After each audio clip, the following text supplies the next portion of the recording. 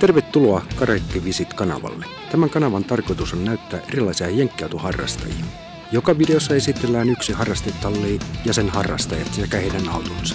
Eli jos jenkkiautot kiinnostaa, otapa kanava tilaukseen. Ja nyt tämänkertaisen videon pari. Kukas olet ja missä menit olla? Mä oon Hyytisen Ari ja me ollaan Tampereella Kalkun kaupungin osassa. Mistä sulla on autoharrastus lähtenyt liikenteeseen aikoinaan? Se on aika pitkä tarina. Faija oli autokauppias tai autojobbari Pohjanmaalla Kuortaneella pienessä kylässä ja siellä se oli piha täynnä lähinnä DKV:tä, Wartburgia.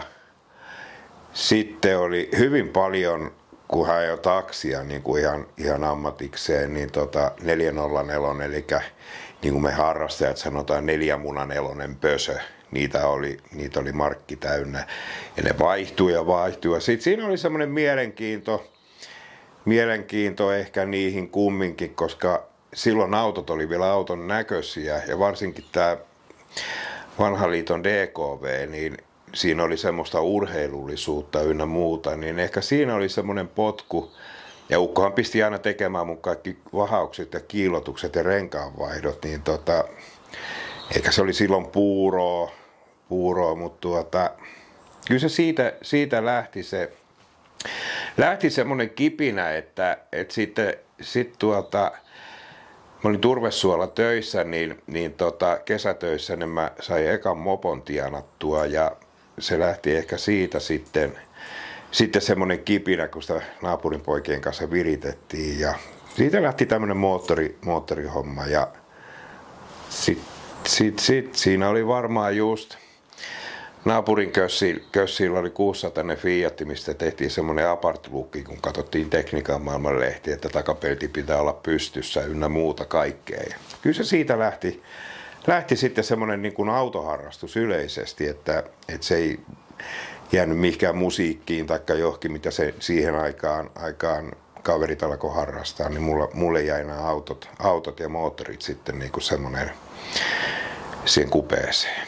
No miten sitten se kiinnostus jenkkeihin lähti? No joo, se onkin pitkä tarina. Se sitten ei riitä päivä. Aikaa on. Se oli, mä en nyt muista, mutta sanotaan näin, että se oli ehkä 77-78. Mä olin Vaasassa kesälomalla itsekseni ja mä nyt muistelin sitä tarinaa. Se menee jotenkin näin, että siellä oli tämmönen ruotsinkilpinen CT1 Firebird, viininpunainen, raaka metafleikki ja semmonen siihen aikaan kun jenkkiautot oli ja oli sitten ne takarenkaat oli suurin piirtein, ne oli semmonen 2-30 senttiä sieltä takalokasuista pihalla ja ne perä nostettu huiman näköinen vei ja se oli vielä remmiahdin päällä, eli tämmönen pumppu ja se oli suurin piirtein, mä nyt sanoin, että se oli paljon korkealla sitä romua. Nöösipoikana vähän kierteli siinä ja katseli, että Jeesus on tyylikä, on rankan näköinen peli. Ja se oli siinä Vaasan kauppatorin laidassa ja siinä oli siis kahvipaikat ja nää siinä torilla. Mä siinä kiertelin ja katselin, että kenenkään. Mä nyt aika rohkea sillä, että mä en ole mikään ihan tuppisuu eikä tuppihousu, niin mä katsoin, että tuossa on sen näköistä, se oli Ruotsin kilvissä itse asiassa se auto vielä, ja mä katsoin, että tuossa on sen näköistä porukkaa, että saattaisi pian olla. Ja mä menin sitten siihen ja vähän niin kuin kysäsin, että aika mahtava peli on tuossa vähän Pohjanmaan murteilla, että ei varmaan tietoakin, kukahan tuolla on tullut. Mutta hei, sillä on tullut, että se on heidän auto. Mutta jaa.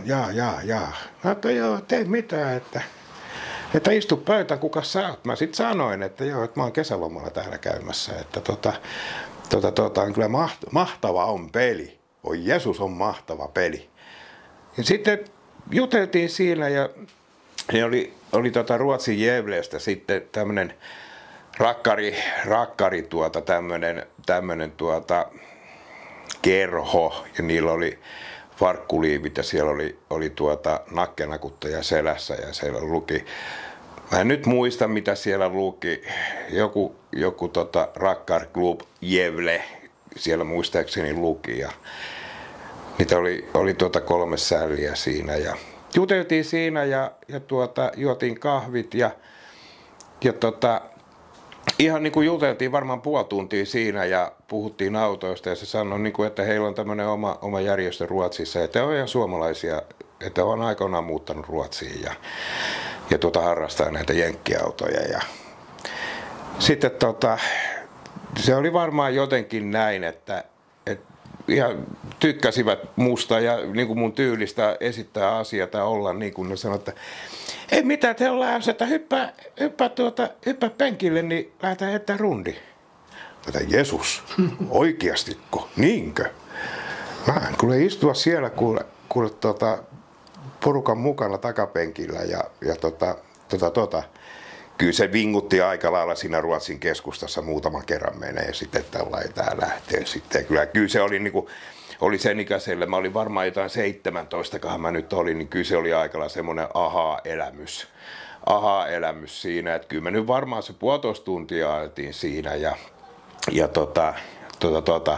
todella mukavaa sakkia olivat ettei mitään tämmöisiä niinku, no rakkarit nyt on mitä on, mutta ei mitään semmoista niinku sikailua eikä mitään eikä tämmöisiä juttuja, että siinä ajeltiin ja kyllä se oli sitten siinä, että sitten se niinku napsahti se kipinä, että ei jumalata, mun täytyy saada tämmönen joskus vielä. No, se oli, mä en nyt muista, oliko se saman päivänä vai seuraavana päivänä, mä painoin seuraavaan divariin ja ostan tuolla Tomosen kanssa Wheels-lehtiä, ruotsalaisia jenkkiautolehtiä. Selailin niitä sitten siellä majapaikassa, ne oli mun mutsilla itse asiassa kesälomalla.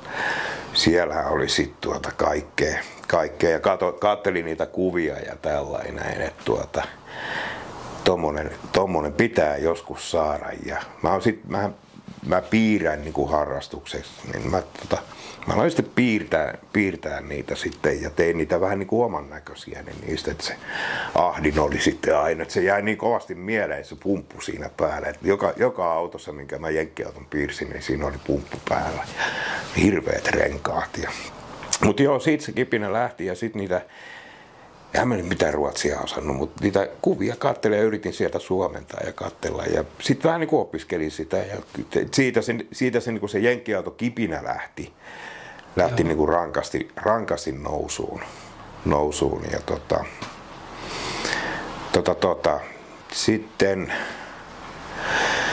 Sitten se kesäloma loppui, niin mulla oli niitä Wheelsejä, mulla oli niitä parimuovipussia, niitä lehtiä ja piisportteja ja mä menin sitten mun niinku kesäloma jatkuu, se on pitkä tarina, mutta mä menin sitten Katajamäen Jarille sinne Kuortaneelle, eli mun vanhalle kotitalolle ja mulla oli niitä lehtiä mukana ja tällainen. Ja katseltiin siinä ja haaveiltiin vähän niin kuin, että mitenkä ja kuinka. Ja sitten Jarkalla oli silloin oli juustohöylä Anglia ja sitten siinä, tää tarina menee ihan näin. En mä nyt osannut kunnolla autolla ajaa silloin vielä, mutta mulla oli pakko siinä soratiellä päästä sitten ja vähän niin kuin vähän yliotteilla. Mä helvetti pyöräytin katolle se Anglian sitten ja siinä nyt ei käynyt kuinkaan kummallekaan, mutta mä pyöräytin sen katolle sinne pellolle ja niinkin koomista kun se on siihen aikaan oli paimenpojat, oli nämä langat, nämä paimenpojat, nämä sähköiset, niin se oli just siinä paimenpojan lankojen päällä se auto, kun se sätki tällainen näin sitten siinä. Mutta ei se, mä säikähdin paljon, että se sätkiminen ei siinä nyt ollut mikään se juttu. Ja me sitten Jarin kanssa hinattiin se auto sinne Puusolan taakse ja kyllähän siitä kärry kävi sitten sillä lailla, että Jarin isä se huomasi, että Ristuksen lopit. Ja Ristus tuolla Anglialle on tapahtunut. No kyllä se oli, mä sitten sanoin, että no se lähti käsistä, että mä sen pyöräytin sinne katolle. No se tarina jatkuu sitten näin, että se oli sitten se katto läjässä siinä. Mä Jarkalle sanoin siitä, että katos perkele, kun on paljon Desoton että katsopa näitäkin lehtiä, että paljon kun siivet ja kato kaikki ja tommoset etuvaloissa on tommoset, siinä on hirveästi kromia ja kaikkea, että vedetään se katto pois, tehdään avoauto siitä.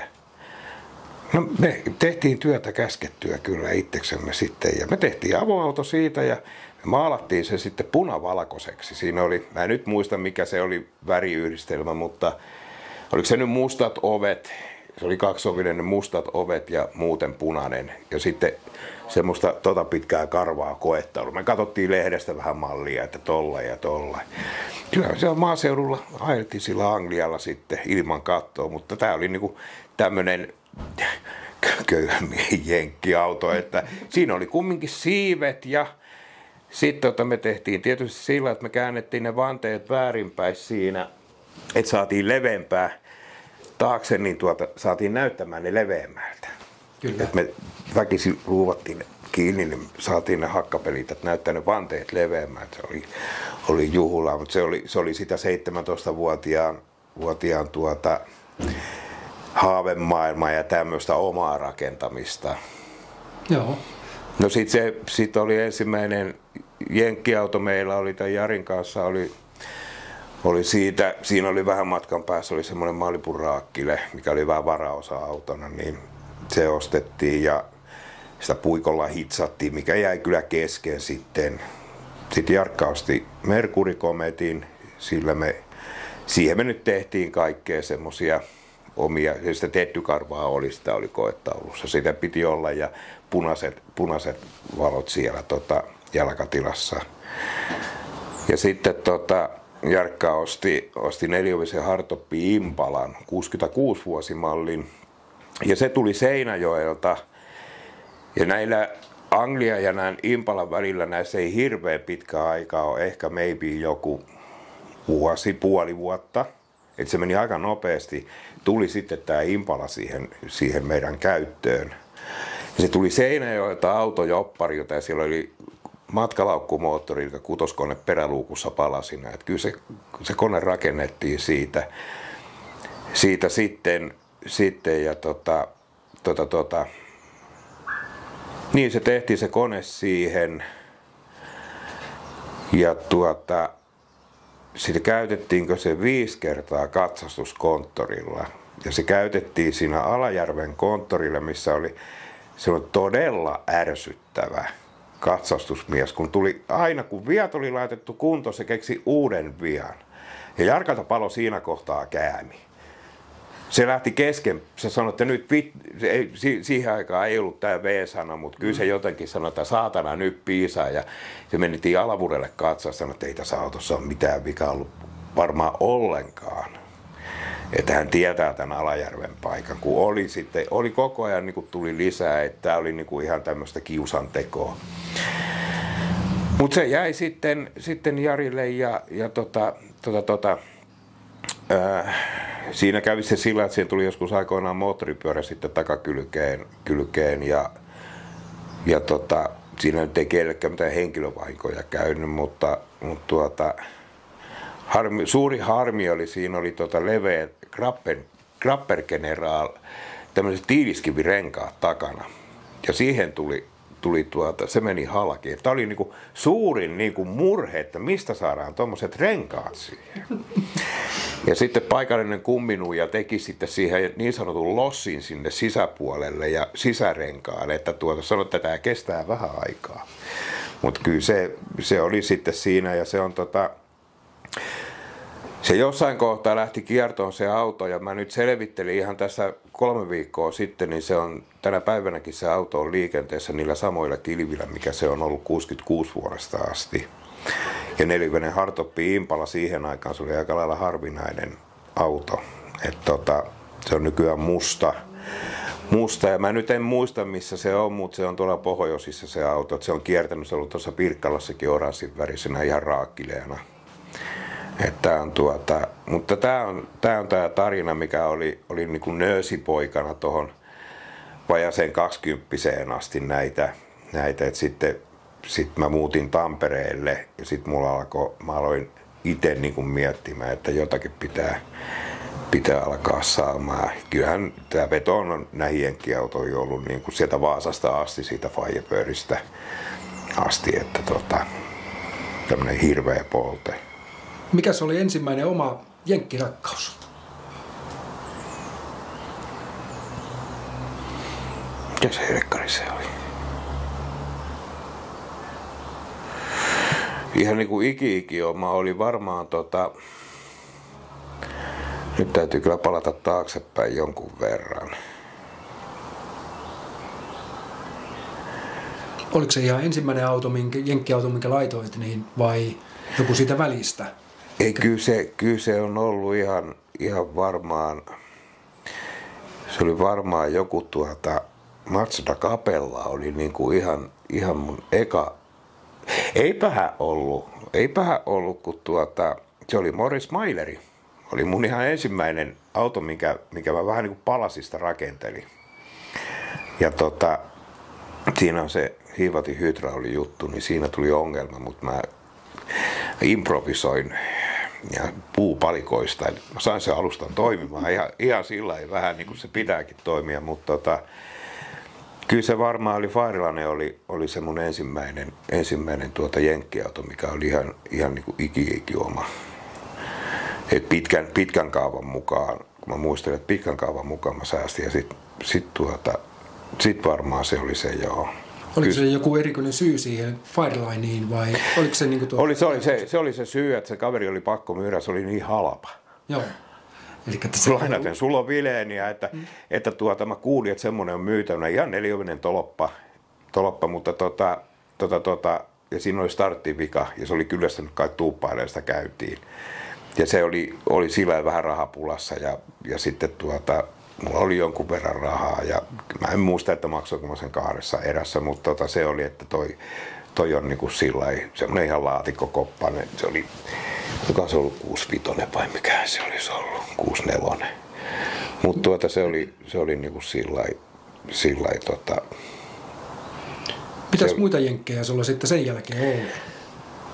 Niitä on ollut paljon. Se on aika lailla tyhjentävä vastaus, että mä yhden Laurilan Pertsan kanssa lopetin laskemisen. Olikohan ollut vuonna 1998, kun me laskettiin niitä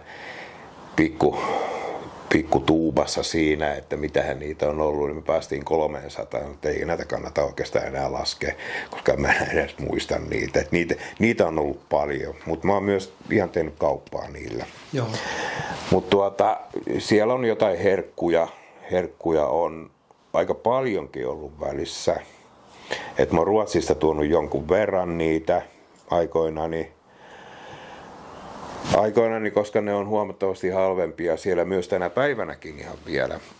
Mutta mä Ruotsista on tuonut ja siinä on tämmönen mikä on ihan mainittava tarina, että me oltiin kaverin kanssa ihan ostosmatkalla siellä ja siellä oli autoliikkeessä oli tämmönen 72 Chevrolet Chevelle ja siinä oli sillä, että se oli tytön auto ja se oli myynnissä siellä liikkeessä, se oli näin ja sitten tämän Mimmin poikaystävä, ne muutti Jenkkeihin ja se poika oli lähtenyt ja myynyt autonsa ja tämä likan matkarahat oli tässä Chevellessä ja sitten kun me mentiin sinne liikkeeseen, niin oli samana aamuna tiputtanut sitä auton hintaa. Okei, mulla oli raha valmiina. Oli markka-aikaa. Mulla oli raha valmiina ja se ei liike, se oli semmoinen, se on varmaan siellä vieläkin Ruotsissa se sama liike, se oli 3 kerroksessa.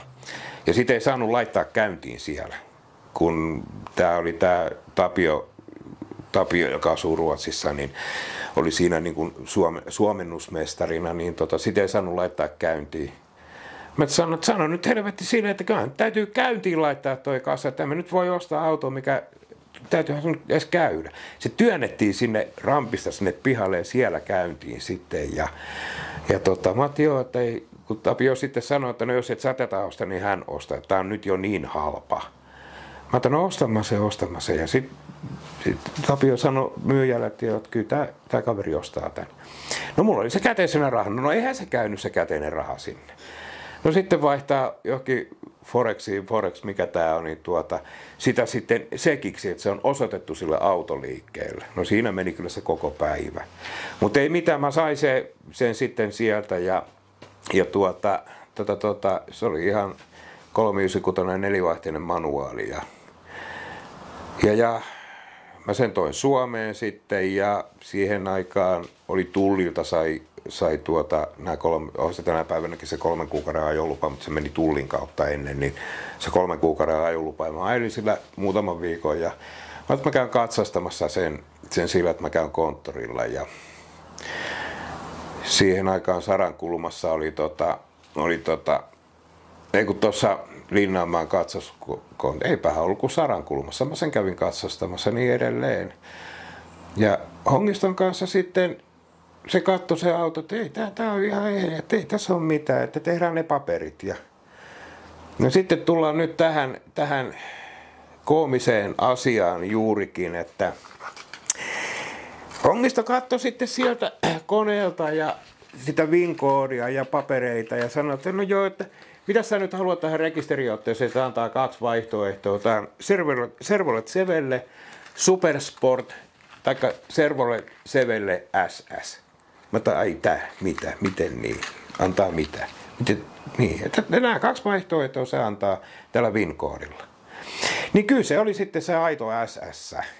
Ja sitä ei se liikekään edes tiennyt, siinä ei ollut mitään SS-logoja eikä mitään. Toki mä ihmettelin vähän sitä, kun mä tulin, niin mulle kävi mielessä, että tämän on niin jälkikäteen on vaihdettu ehkä koettelu tai jotain, koska siinä oli kaikki erillismittarit ja se oli 4-vaihteinen manuaali ja iso lohko ja lukollinen perä. Mutta en mä ehkä kiinnittänyt siinä huomioon, mutta kun vasta siellä katsoskonttorilla, kun papereita tehtiin, se oli aito SS, mikä oli sitten sanotaan näin, että kyllä se myyntivaltti oli aika lailla sit siinä. Joo. Sulla on ollut paljon niitä autoja. Onko sulla jäänyt mieleen jotain auto, mitä myynti kaduttaa?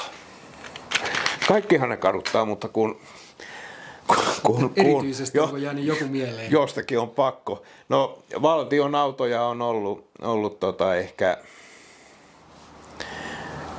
ehkä no en mä tiedä, ne on ollut ihan, no joo, siinä on ollut valtion autoja muutama. Ja yksi on ollut sillä, mitä mä en ole tiennyt, se oli ollut Ilaskiven käytössä se auto, mikä mä tiesin sitten vasta, kun silloin oli NMT-puhelimet, niin sitten tämä ostaja soitti parin päivän päästä. Kun mä sitten sanoin, että soita nyt, että varmasti on toiminut, olet päässyt niin Stariin asti, Helsinkiin asti, niin se soitti parin päivän päästä sitten. Hyvin tämä toimii, että ei siinä mitään. Tiedätkö sä muuten kenenkä vanha auto tämä? Mä no enpä kuule tiedä. Tää on ollut Ilaskiven käytössä. Mä no sehän on hyvä kun se nykkeily. Se oli varmaan tiennyt se jo alun perin, koska se oli jotenkin niin hanakka ostamaan sitä autoa. Joo. Et se sanoi heti jo puhelimessa, että hän ostaa ehdottomasti tämän auton. Et se oli, mutta ei se haittaa mitään, mutta kyllä siinä nyt on ehkä joku. Mä en oikein tiedä, onko siinä nyt ollut mitään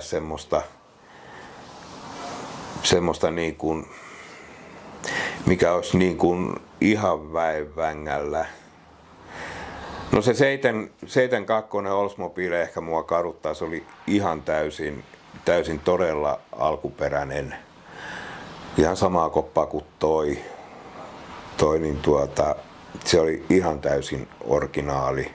Et se on nyt ollut ehkä semmoinen, että se olisi kannattanut, se olisi tänään arvoauto ihan täysin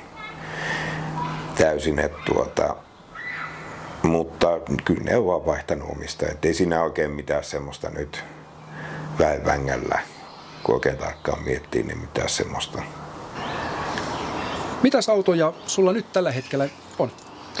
Tällä hetkellä on tämä Oldsmobile, eli CT1, Cutlass Coupe, Supreme, ihan perustekniikalla, 350 eli 5,7, niin sanottu maatalousmoottori, niin kuin näitä Oldsmobilen koneita sanotaan. Ja 2-kurkkunen kaasari, toimii ihan käyttöautona, käyttöjenkkinä. Sillä lailla, että sanotaan näin, että perse kestää ajaa tämmöisellä. Sitten on Sitten on 64 vuoden Thunderbird, Landau, mikä hommasin justiin. Ja siinä onkin jenkit, mutta sitten on tommonen hieno Toyota Corona tossa, 66 vuoden malli, mikä nyt on myyntiin varmaan menossa. Mutta tää Olssi on nyt tässä tämmönen tosiaan, jos siihen mennään, niin käyttöautona se on niin kuin, tää tuli mulle pitkän kaavan mukaan. Mä 8 vuotta tosiaan kyttäsin tätä autoa ja se on mun kaverilta Katajamäen Janilta ja se vaihdettiin sitten 707 Corvetteen vihdosta viime. Ja mä oon sen käyttöön entisöinyt sisältä viime talvena ja semmonen ruohmahan tää niin kuin me harrastajat sanotaan, mutta ensi talvena menee maalaukseen sitten ja tehdään vähän peltitöitä. Onko sulla historiasta tietoa tästä? Tämän auton historiasta. Tämä on tullut Jenkeistä 8 vuotta sitten seinäjokalaisen Falcontin toimeksiannosta, eli tämmöinen välittäjäliike, ja siinä oli kai ollut vähän jotakin ongelmaa sen tuonnin kanssa, sen asiaa avaa sen, kun enkä tiedä faktaa, mutta jotakin ongelmia oli ollut. Mutta kyllä se tuli sitten sieltä Suomeen ja se oli tosiaan tälle Katajamäelle meni tämä auto ihan suoraan ja mä sitä yritin ostatella, mutta ei hän ollut halukas sitä myymään millään. Mutta sitten tuli hänelle kiireiden vuoksi, koska tässä on kaikkea pientä peltityötä ja kaikkea oli maalausta ja kiireittensä vuoksi sanoi, että hän ei kerkeä, että nythän sen sitten voisi vaihtaa ja mulla oli se Corvette niin se vaihdettiin sitten siihen ja se nyt on sillä, että mä nyt en halunnut sitä Corvettea välttämättä ehkä vaihtaa, mutta sitten mä kävin sillä koeajalla ja mä tulin tuohon meidän terassille ja istuin sitten siihen ja soitin Janille, että kyllä me voidaan sitä kauppaa nyt alkaa kyllä tekemään, että ehdottomasti se oli ihan hirveä se semmoinen Corvette, mä ajelin sillä autolla varmaan se 50 kilsaa ja se myös 2 kertaa lähtee hanskastamatta, ei. Ja se vaihdettiin viikon sisään sitten. Tehtiin vaihtokaupat. Janilla se oli 1,5 kuukautta ja se sanoi, että ei tää ole hänen juttu. Ja näinkin koomista, että se palautui Tampereelle se auto. Mä niin kuin sanoin Janille, että nyt jumalauta pysy pois täältä. Se on nyt täällä myytävänä sitten autoliikkeessä se samainen Corvette. Jani vaihtoi sen 71 Mercury Grand Marquisiin 71. Se on hänen juttu, tämmöinen niin sanottu 2 huonetta ja keittiö, semmoinen iso lohno, niin se on hänen juttu. Mä kävin itse asiassa tekemässä tuossa talvella koneen siihen hänen Mercuryin sitten. Ja tää on tosiaan tää Olssi on semmonen käyttis mustapohjaiset kilvet. Mä nyt halusin siihen, mä tiedän, asettaako se vai kuuluuko se tähän niinku tämmöiseen ajan hermoon. Mut se on niinku aika lailla räpeiltämätön sähköiltään ynnä muilta. Ja tää on vielä tää roketti, eli tää on niinku tää sitten ihan täysin niinku alkuperäinen. Et mikä on harvinaista myös alkuperäinen ilmanputsari, jossa alkuperäiset tarrat. Mitä tehojahan tässä ei ole, mutta niin kuin sanoin, että tällä kestää niin kuin ahteri ajaa. Tää vie maantiellä, sitä nyt ei moni uskonut, mutta kyllä tää siihen 10 menee maantiellä. Ja kun tässä se ei tarvitse enää olla se 130 lasissa ollenkaan, että semmoista 80, kun köröttelee 90, se menee siihen 10. Saahan tämän viemään enemmänkin, mutta ei mulla ole tarvetta. Mikäs laatikko tässä on? Tässä on ihan 350 Olssin laatikko. Joo, ja perä on varmaan kanssa alkuperäinen. Perä on lukoton, 10-pulttinen. Ja mikä sinänsä todella hyvä, se on äänetön se perä ja siellä ei ole väliä, niin kuin näissä yleensä on nämä ujelta ja uluvoo, mutta tämä nyt sattuu olla se yksilö, että tässä ei sitä vikaa ole. Tuossa jo vähän kerroitkin, että jotakin olet tehnyt, mutta mitäs kaikkea sä oot nyt tehnyt tähän? Tuolla koneelle mä en ole tehnyt yhtään mitään, mutta sisältä mä oon tehnyt, tää oli ihan hirveä, kun tää mulle tuli. Tää oli semmonen sohvapenkki, että huonoselkäinen ei päässyt kävelemään sinä päivänä, kun täällä oli 10 kilsaa ajanut. No ei tää sanotaan 50 kilsaa, kun ei ole, niin kyllä oli kävely huonoa. Mä laitoin penkit siihen Nämä on itse asiassa nämä on Pemarista nämä penkit, mutta mä muutin noi kiskot sillä lailla, että ne mahtu tonne, koska siinä oli pieni ongelma. Ja sitten no ovipahvit oli ihan raakkileet. Ja mä en saanut noita kuoseja, mistä mä elvytin ne käyttämällä silitysrautaa, lämpöilmapuhallinta, märkiä rättejä, erilaisia painoja, systeemejä. Mä improvisoin, että mä sain ne, koska ne oli kutistunut aika paljon, että mä sain ne venytettyä lämmittämällä ja kastelemalla noi kuosit, että niistä tuli edes jonkun näköiset. Toi oli kaiken pahin toi kuskinpuolisen muistaakseni oli, että se oli kutistunut 4-5 senttiä melkein. Ja ton konsolin mä ostin, sen mä sain halvalla, noita ei tarvitse olla oikeastaan myynnissä missään, niin mä sen Karkkilasta alan harrastajilta sain ostettua sitten todella halvalla. Koska mä halusin tästä vähän semmoisen race-lookin, että tää on pelkkä niinku lookki. Tää oli rattivalitsimella ynnä muuta, mutta mä nyt halusin vähän tämmösen. Toi sifteri mulla on pyörinyt 5 vuotta varmaan nurkissa ja sanotaan, että mä en tehnyt autoa sille sifterille, nyt se löytyy. Että nämä ovipahvit on sillai nämä on tämmöiset kuin nyt nämä on, mutta kun esimerkiksi täällä ei enää ollut ketään, nämä oli ihan pelkkää putua. Ja nämä oli nämä taustapahvit ne oli ihan kuprulla, että ne on vieläkin, mutta ei ne nyt enää niin pahasti ole. Ja näitä ei saanut Jenkeistä. Mä yritin etsiä hirveästi, mutta niitä ei ollut myytävänä siellä. Tiivistet on ihan hirveän kamalat. Nämä kaikki, mutta nämä on ensi talven hommia. Sitten jos ei niitä löydy, ne pitää sitten tehdä käsi. Se ei ole mitään lentokonetiedettä metritavarasta tehdä, mutta se vaan täytyy katsoa ja improvisoida, että minkälaiset niistä tekee. Minkälaisia varusteita tässä on? Se jarru tehosti, siihen varusteet jää. Se on aika lailla tyhjentävä vastaus. Joo, eli se on vähän niin kuin karvalakkimallia. On. Tää on ei ole mitään onneksi sähköikkunoita eikä tämmöisiä vempaimia. Ilmastointia ei ole koskaan ollut ja tää on niin yksinkertaista tekniikkaa, että jos jotakin menee, niin kyllä melkein jo heti tietää missä se on. Missä se ongelma on. Sitten esittelitkö tämän toisen auton? Joo. Tämä on 64 vuoden Ford Thunderbird Landau ja 390 iso lohko. Ja mä ostin tämän auton muutama viikko sitten. Tämä on pitkään seissyt, tämä on 5 vuotta seissyt kylmässä tosin autohallissa, mikä on purkutuomiolla.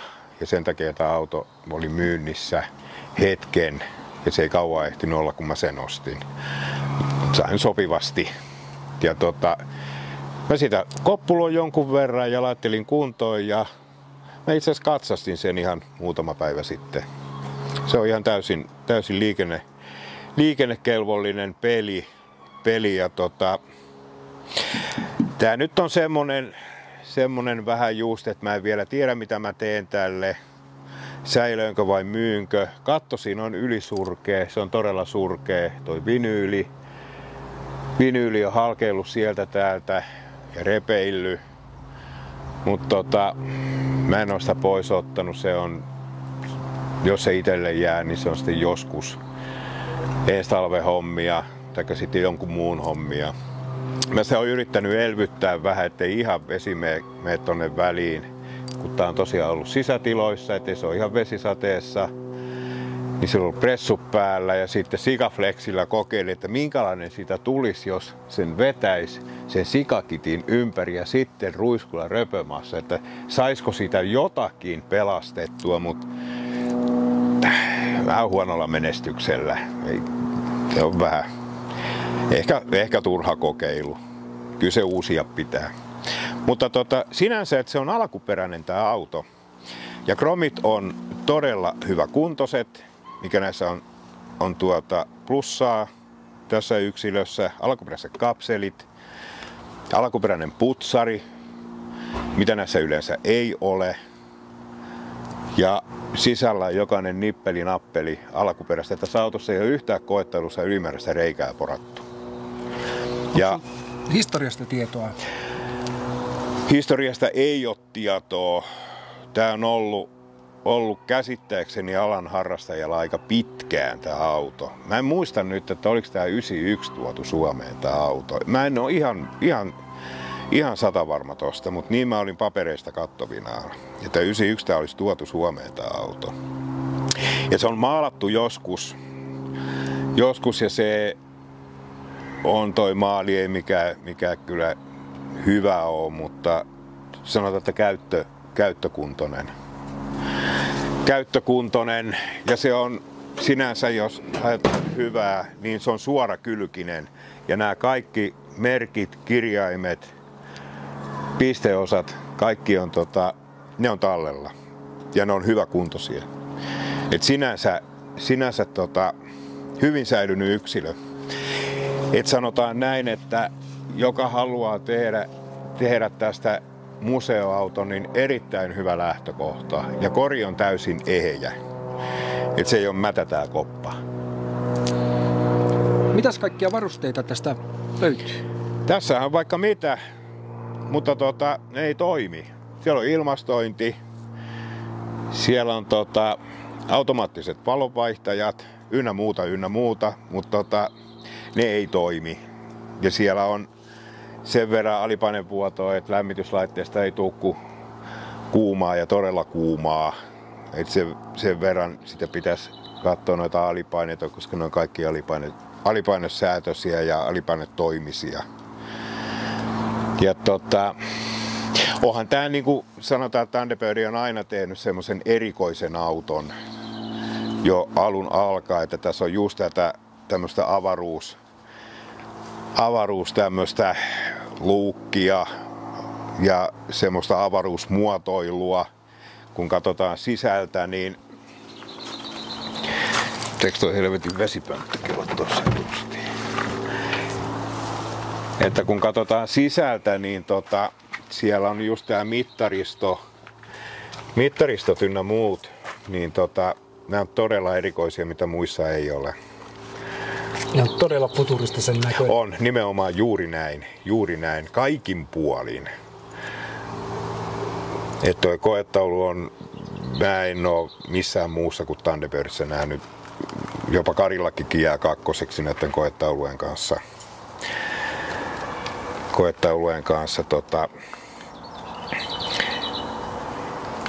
Ja just niin kun katsoo toi rattihan menee tästä, kun mä kurvaan ohitte. Se on rahamies istunut, kun on penkkikin rikki. Tää rattihan menee tästä tänne näin.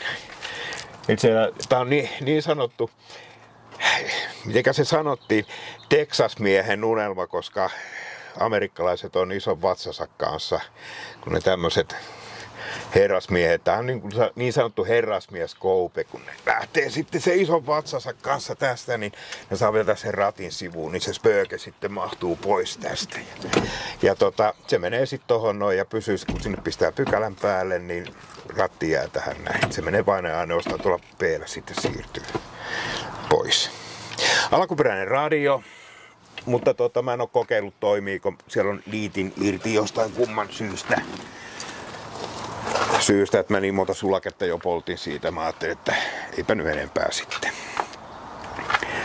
Mutta myöskin just nämä ovipahvit on sillä, että nämä on ehjät ja kaikki nämä on tallella.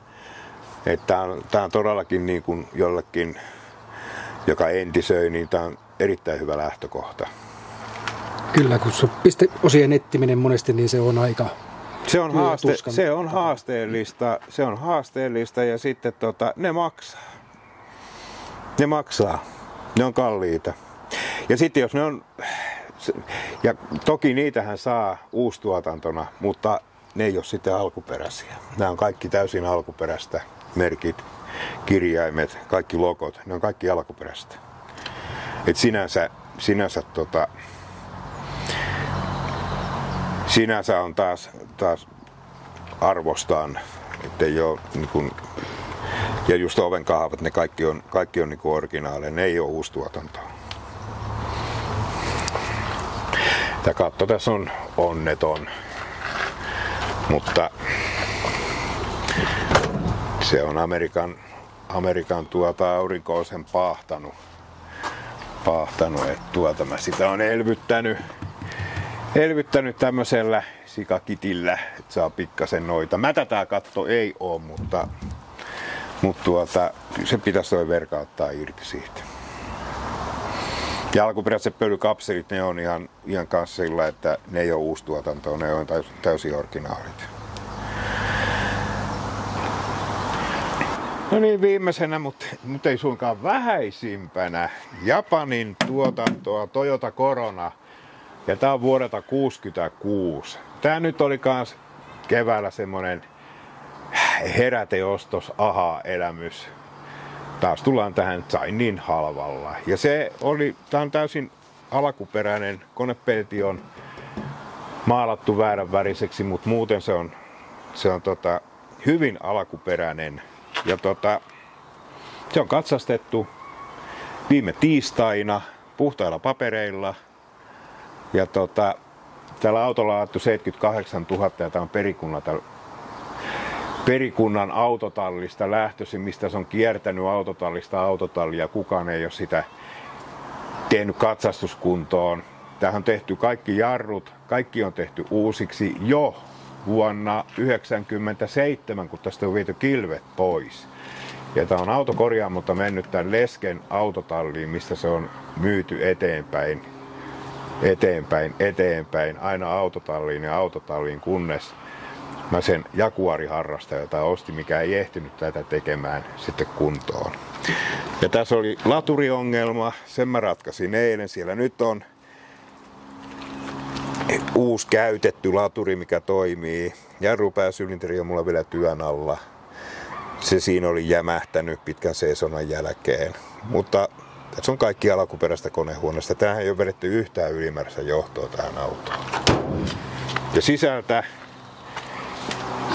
siellä on takaluukussa vielä alkuperäinen radio, mikä on kytkemättä. Että näissä on käytetty muistaakseni Clarionin radio, mikä on tuolla takaluukussa paketissa. Mutta se on hyvin alkuperäinen ja eheä puskinpenkki ja siitä on edellinen harrastaja on korjannut. Se on ottanut oikein ton verkan pois siitä ja korjannut. Mutta tää on sillä, että tää on, sanotaan, joka harrastaa japanilaisia autoja, niin tää on erittäin hyvä yksilö. Sillä sinne ei ole kukaan laittanut vielä rallirattia. Että nämä on ihan täysiä. Kaikki mittaristossa toimii alkuperäisillä katkaisijoilla ynnä muita. Tähänkään ei ole vedetty mitään ylimääräisiä reikiä. Eli tämä voisi olla myynnissä. Kiinnostuneet voi ottaa tähän puhelinnumeroon yhteyttä, mikä tulee sitten tässä videossa sitten esille. Joo, tää joutaa, että mulla on nyt niin monta harrasteautoa tässä, että tää joutaa nyt ensimmäisenä pois tästä, että sitten katsoo, jos mä jossain kohtaa sitten sen Sevellen vihdosta viimein saan, kun mä aikani näitä pyörittelen.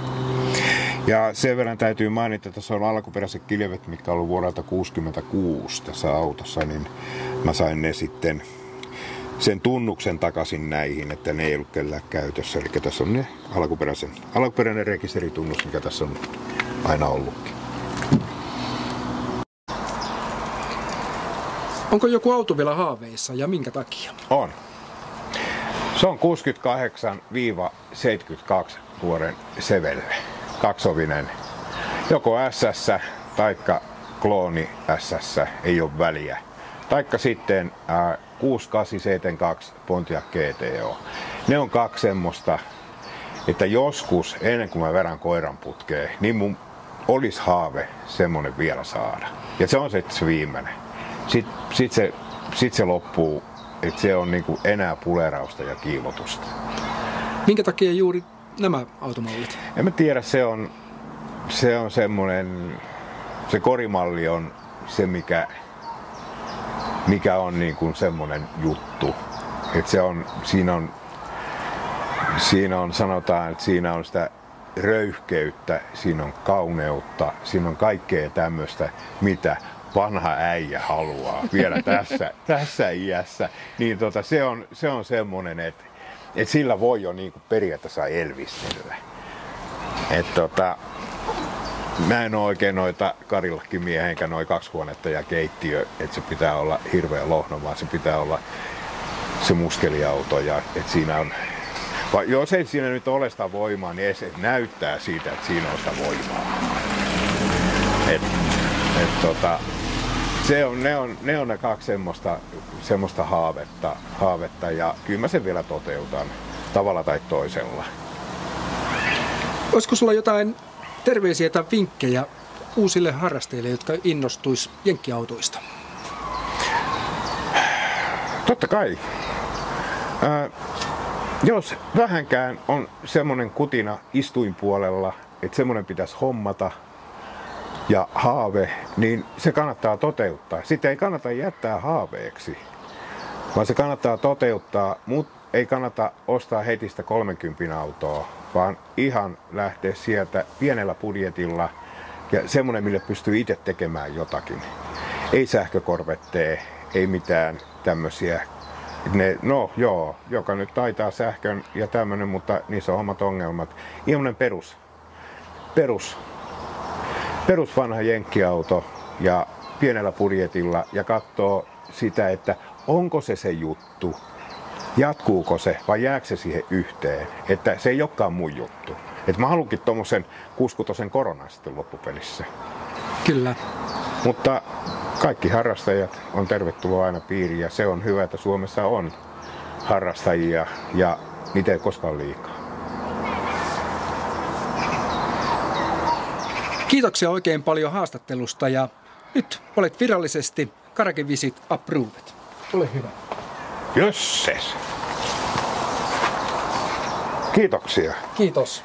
Tämä oli mukava yllätys. Tämä menee postilaatikkoon, niin sillä on toisia yllätyksiä.